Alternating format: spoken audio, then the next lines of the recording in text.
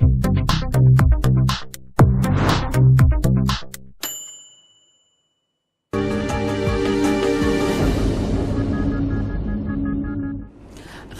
de vous retrouver pour cette nouvelle édition d'Information. Mesdames, Messieurs, bonsoir et place au titre.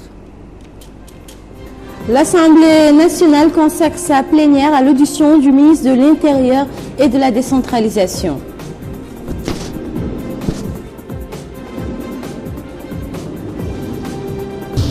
Les hommes d'affaires mauritaniens et turcs se concertent sur les moyens de renforcer les échanges entre les deux pays.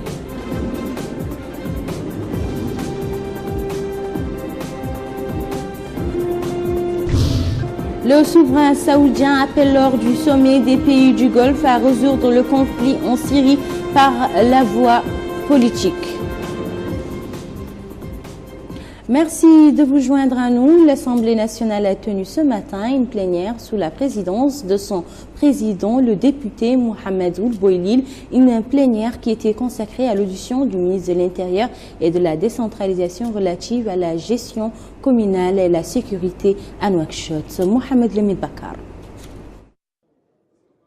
Cette plénière de l'Assemblée nationale a porté sur l'audition du ministre de l'Intérieur et de la décentralisation qui a été interpellé par le député Mahfoud Ould-Jid sur la question de la gestion des communes et l'absence de coordination entre ces communes et la tutelle, ainsi que sur la situation sécuritaire à Nouakchott.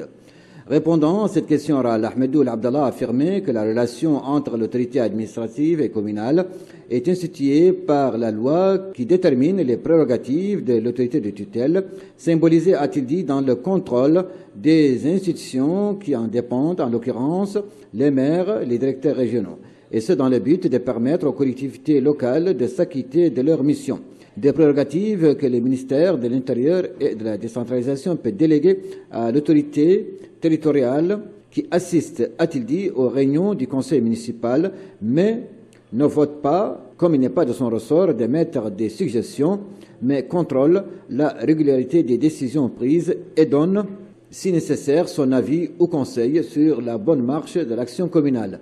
Le ministre de l'Intérieur a ajouté que la délégation accordée au wali et hakem n'est pas absolue et le maire peut, en cas d'abus de pouvoir, porter plainte, précisant que cette tutelle est basée essentiellement sur les textes et sur l'action quotidienne des communes. Le ministre a évoqué une autre forme de tutelle qui est assurée, a-t-il dit, de façon conjointe par les ministères de l'Intérieur et des Finances sur toutes les communes, à l'exception des mairies des capitales régionales telles que Nouakchott et la communauté urbaine de Nouakchott, dont la tutelle financière relève directement des ministères de l'Intérieur et des Finances.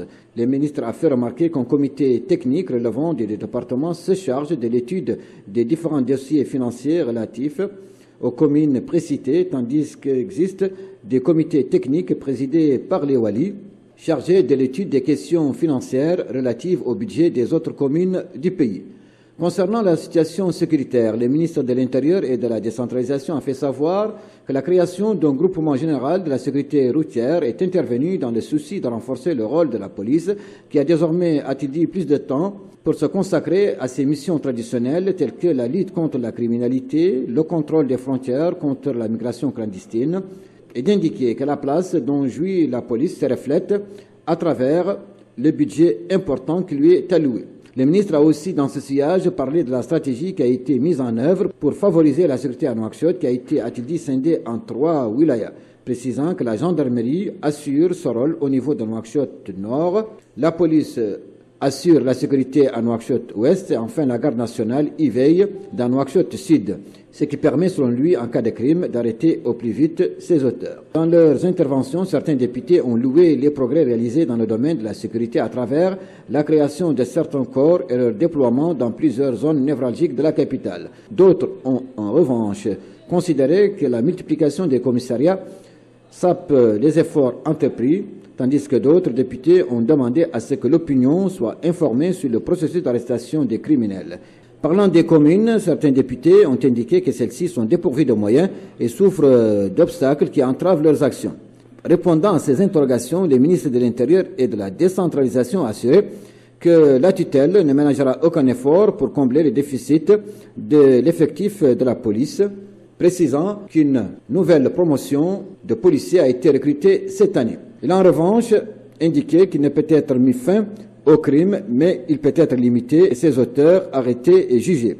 S'agissant de la police municipale, il a indiqué que la police nationale assure ce rôle, ainsi que toutes les autres forces de sécurité qui sont au service des communes si elles en expriment le besoin. L'auteur de la question adressée au ministre de l'Intérieur a demandé en définitive plus de décentralisation et un intérêt particulier pour la police, eu égard au sacrifice dont elle fait preuve dans l'appréhension des criminels.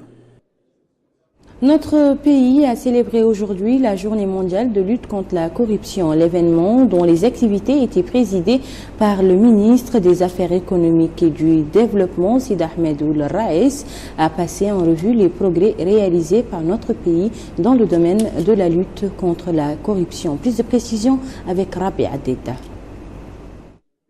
Cette journée mondiale de lutte contre la corruption a été célébrée dans notre pays sous le thème « Rompez la chaîne de corruption ». À cette occasion, le ministre des Affaires économiques et du Développement, M. Sid Ahmed Ould Raïs, a mis en exergue que durant ces dernières années, un pas en avant a été effectué avec la mise en place de la stratégie nationale de lutte contre la corruption, ce qui a eu des répercussions positives sur les conditions de vie des populations.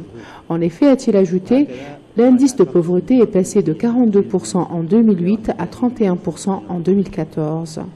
Le ministre a ajouté que les efforts entrepris par le gouvernement mauritanien en matière de lutte contre la corruption se sont illustrés par la publication chaque année de rapports édités par des experts indépendants depuis 2005. En février 2012, la Mauritanie a été considérée parmi les pays qui répondent aux normes de transparence internationale. Le ministre a ajouté que ceci a pu être atteint grâce à la mise en place de plusieurs commissions chargées de la régulation, de la surveillance ainsi que de commissions ministérielles chargées des marchés publics. Cette réforme a permis d'effectuer un pas en avant vu que les différentes commissions comprennent des membres de la société civile, du secteur privé, ce qui a permis plus de transparence et d'équité. À son tour, le coordonnateur résident du système des Nations Unies s'est dit satisfait des efforts consentis par la Mauritanie en matière de lutte contre la corruption. Cette commémoration représente un intérêt particulier en Mauritanie, car elle intervient dans un contexte marqué par la volonté du gouvernement de lutter contre toutes les formes de corruption et de promouvoir les principes d'équité, de participation, de transparence, d'effectivité et d'efficience. Je me réjouis particulièrement de l'adoption par le gouvernement mauritanien d'une stratégie nationale de lutte contre la corruption qui répond aux obligations internationales du pays dans le cadre de la Convention des Nations Unies contre la corruption et de celle de l'Union africaine.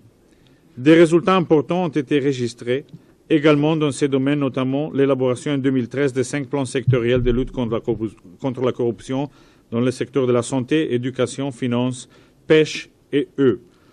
L'adoption du dispositif de pilotage de la stratégie de lutte contre la corruption et l'adoption de la loi d'orientation en matière de lutte contre la corruption.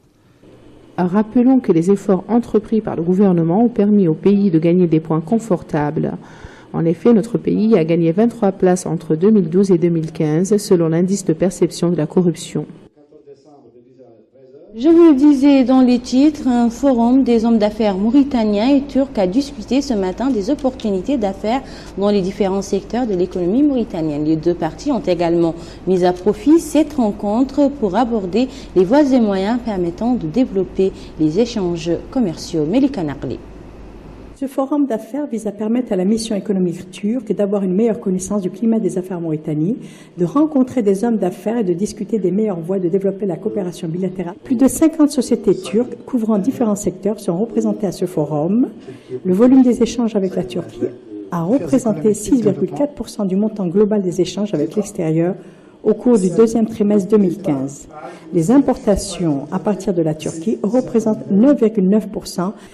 Dans son allocution, le ministre des Affaires économiques et du Développement, M. Sid Ahmed Ould Raïs, a mis en exergue le souci de renforcer les liens séculaires entre les deux pays frères au plan culturel, économique et historique, avant de rappeler que, conscient du rôle moteur joué par le secteur privé dans le développement économique et social, le gouvernement a entrepris une série de réformes qui convergent vers l'amélioration du climat des affaires, notamment par la réalisation d'un grand nombre d'infrastructures de soutien à la croissance, la réforme du secteur de la justice, du système fiscal, la réforme du système de passation des marchés, l'adoption d'un nouveau code des investissements, la création de la zone franche de Nouadhibou et l'adoption d'une stratégie nationale du développement du secteur privé.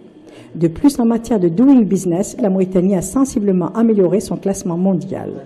De surcroît, dans le domaine des réformes, au cours de la période 2014-2015, la Mauritanie a été classée en 5e position sur un nombre de 10 pays considérés meilleurs réformateurs dans le monde. De son côté, l'ambassadeur turc, M. Mehmet Bilik, a mis l'accent sur l'intensification des relations depuis l'ouverture des ambassades. Le volume commercial entre nos deux pays, qui était en 2010 d'environ 39 millions de dollars, a atteint environ 108 millions de dollars en 2014. Par l'adoption de mesures incitatives pour encourager les échanges commerciaux et les investissements entre nos deux pays, nous sommes convaincus que nous pouvons améliorer notre volume commercial. Dans les 5 années à venir, nous pouvons doubler notre volume commercial et atteindre la barre des 200 millions de dollars. Nous devons aussi éliminer tous les obstacles qui freinent le développement commercial. Le vice-président du patronat mauritanien, M. Lafdal El-Bettah, a souligné que ce forum illustre la volonté commune de renforcer davantage les relations entre les deux pays frères, rappelant que les opportunités d'investissement importantes qu'offre la Mauritanie sont favorisées par une stratégie et des mesures incitatives prises dans ce domaine par le gouvernement mauritanien. Quant au chef de la mission économique turque, M. Ali Khan, il souligne que ce forum va permettre de booster les relations économiques et commerciales. Il a mis en exergue le bond qualitatif de cette coopération dont le volume s'est multiplié par 10. En 2014, dit-il, il y a eu pour 16 millions de dollars d'exportation vers la Mauritanie, rappelant que son pays compte 60 000 exportateurs. Les investissements futurs réalisés grâce aux accords de partenariat avec les investisseurs turcs sont de nature à concourir aux objectifs de développement, à savoir la réduction de la pauvreté et la création d'opportunités d'emploi. La journée mondiale des droits de l'homme sera célébrée demain. À cette occasion, le commissaire aux droits de l'homme et à l'action humanitaire, Cheikh Tourad Ould Abdelmalek, a prononcé une allocution dans laquelle il a passé en revue les efforts déployés par notre pays dans le domaine des droits de l'homme. Il a indiqué que la Mauritanie a entrepris des efforts importants dans ce domaine, symbolisé dans la résolution du passif humanitaire et la création d'un arsenal juridique relatif aux séquelles de l'esclavage et qui donne à la femme la possibilité de participer à la vie publique tout en jouissant pleinement de ses droits. Il a aussi souligné l'intérêt particulier accordé aux personnes handicapées à travers l'amélioration de leurs conditions de vie ainsi que celles des détenus. Suite et fin des travaux du séminaire organisé au profit des secrétaires généraux des ministères. Les participants ont été édifiés davantage sur le rôle et la mission des secrétaires généraux. Le point avec Moussa Diaye. Exposés et thèmes à débattre entre les différents secrétaires généraux de tous les départements ministériels qui gèrent les dossiers du gouvernement étaient au programme d'un atelier sur les statuts et l'état de la fonction de secrétaire général du ministère. Cette rencontre a permis aux différents participants de se renforcer dans leur domaine d'activité tout en mettant en exergue la qualité et la réussite de ces séminaires. Au moment où s'achèvent ces travaux, je tiens à exprimer mes remerciements au Bureau d'organisation et méthode, aux conférenciers et aux participants pour la réussite de ces séminaires. Pour terminer, je souhaite à tous les participants un bon retour dans leurs départements respectifs et surtout une consolidation du processus qui vient d'être lancé. Sur ce, et au nom de Madame la ministre secrétaire générale du gouvernement, je déclare clos les travaux du séminaire. Observations, critiques et suggestions des participants au cours de cet atelier ont fait l'objet d'un document de recommandations en vue de renforcer le rôle des secrétaires généraux des ministères pour renforcer l'action du gouvernement dans tous les domaines. C'était un ensemble de présentations qui se sont articulées sur le rôle du secrétaire général dans l'élaboration des plans d'action, l'exécution de ces plans d'action, l'élaboration des budgets sectoriels et l'exécution de ces budgets. Les secrétaires généraux ont prouvé et exprimé une importance capitale pour ce genre de rencontres et ont posé, chacun à son tour, l'ensemble des problèmes posés au niveau de son département. Et à la suite de ces 2 journées d'échanges et de débats, on a retenu un ensemble de recommandations. en prenant en référence les données techniques de cet atelier d'échange et de partage sur les statuts et l'état de la fonction de secrétaire général du ministère. On constate que les résultats attendus de ce séminaire auront des répercussions positives sur le rendement de tous les secrétaires généraux. Au volet social, il était question aujourd'hui de l'adoption du plan stratégique du Conseil multisectoriel pour la promotion et la sauvegarde des personnes handicapées. Il s'agit d'une activité organisée dans le cadre des festivités de la Journée mondiale des handicapés. Bokar Bailaba. Les personnes handicapées constituent une frange sociale au centre des préoccupations des pouvoirs publics et des organisations de la société civile. Et l'atelier de validation du Conseil multisectoriel chargé de la promotion de cette frange sociale s'inscrit dans cette optique. Et à l'ouverture des travaux de cet atelier, le Conseil juridique de la ministre des Affaires sociales, de la Famille et de l'Enfance a souligné les efforts entrepris par les pouvoirs publics pour promouvoir les personnes handicapées, notamment dans le domaine de l'insertion sociale, éducative et professionnelle. Et les associations nationales militant en faveur des personnes handicapées ne sont pas en reste. Elles ont salué le soutien de l'État pour une intégration réussie des personnes handicapées. Nous nous félicitons de l'ouverture de l'éducation à l'ensemble des handicapés par la création de l'Institut de formation et de promotion des enfants handicapés, l'accès des personnes handicapées à l'emploi par l'ouverture de la fonction publique, de recrutement des personnes diplômés. Les handicapés sont appelés à mieux connaître leurs droits et intensifier leurs actions de plaidoyer auprès des décideurs, des élus locaux et des partenaires au développement pour une meilleure prise en compte du handicap dans leur agenda respectif. En 2006, le mouvement international des personnes handicapées a réalisé un progrès majeur avec l'adoption de la Convention relative aux droits des personnes handicapées. L'objectif est d'assurer que les personnes handicapées adultes ou enfants puissent être pleinement intégrées dans la société de façon équitable.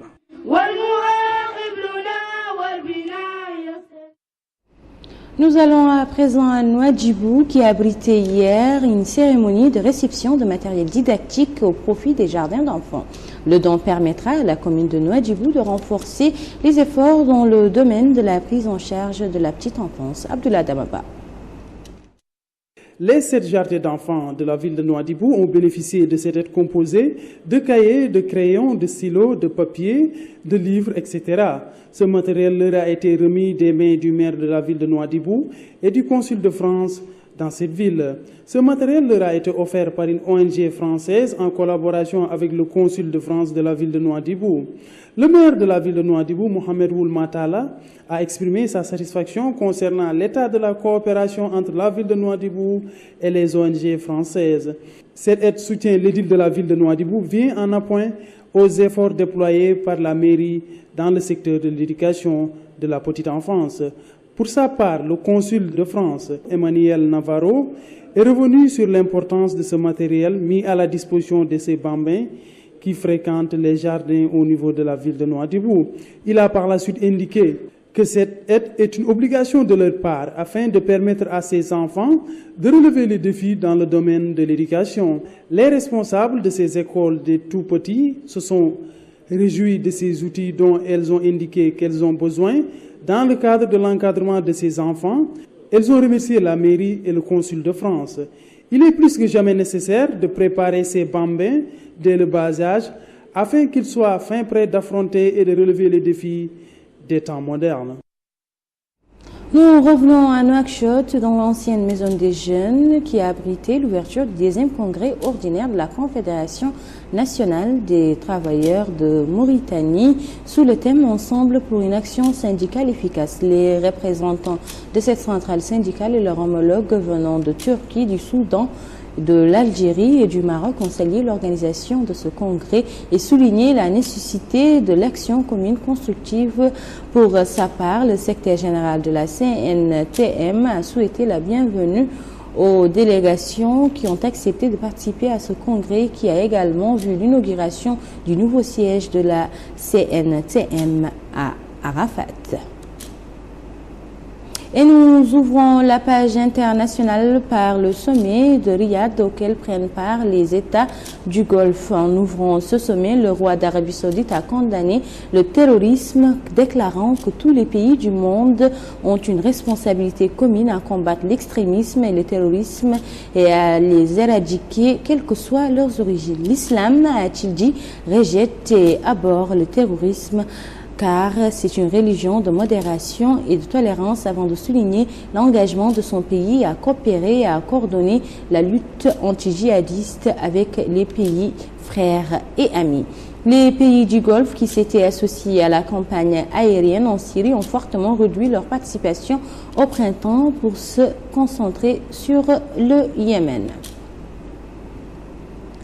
La Syrie a intensifié ses frappes ces 4 derniers jours sur les positions des groupes armés.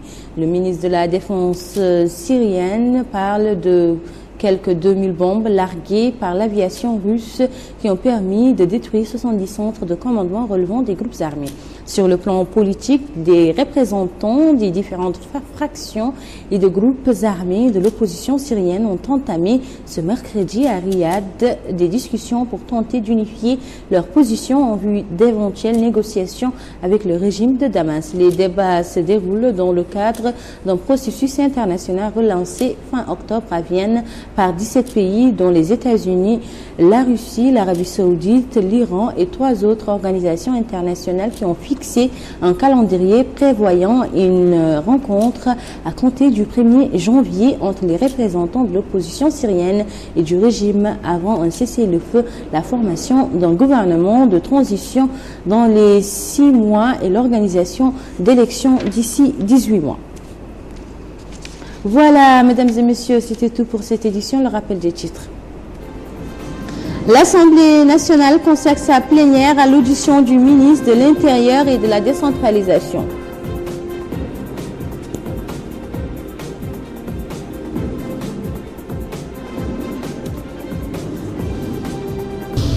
Les hommes d'affaires mauritaniens et turcs se concertent sur les moyens de renforcer les échanges entre les deux pays.